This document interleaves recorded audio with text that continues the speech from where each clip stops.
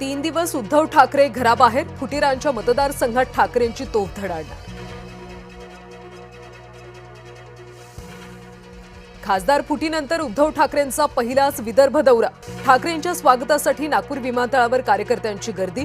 विमानतळ परिसरात ठाकरेंच्या समर्थनार्थ फलक. फडणवीस आणि ठाकरेंचा एकत्र विमान प्रवास. इंडिगोच्या विमानात नागपूरपर्यंत फडणवीस आणि ठाकरे सोबत. आता चर्चा ऑपरेशन टायगरच्या तिसऱ्या टप्प्याची. ठाकरेंचे 16 आमदार शिंदे फोडणार अशी चर्चा. भाजपात ब्राह्मण विरुद्ध मराठा संघर्षाची ठिणगी. पुण्यातल्या कार्यक्रमात जातीवरून हेटाळणी झाल्याचा आरोप. मेधा कुलकर्णी आणि अभिमन्यू पवार यांच्यात वाद. घुले कुटुंबाचं धनंजय मुंडेंकडून सांत्वन. खासदार सोनवणेंच्या मुलावर कारवाईची घुलेंची.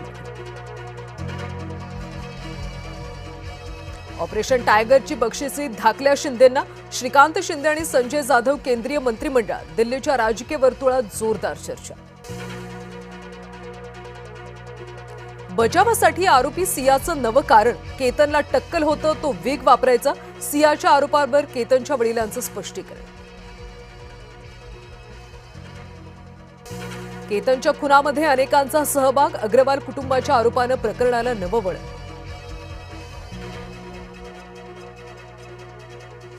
सिया गोयलच्या भावाची लोणावळा पोलिसांकडून चौकशी. साहिल गोयलची 8 तास कसून चौकशी.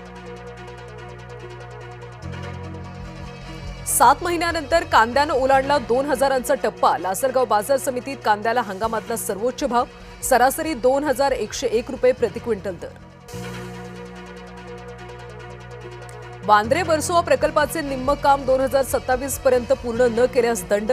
सागरी सेतूचं काम MSRDC कडून 7 वर्षांपासून सुरू. जानेवारी 2027 पर्यंत 50% काम पूर्ण करण्याचं उद्दिष्ट.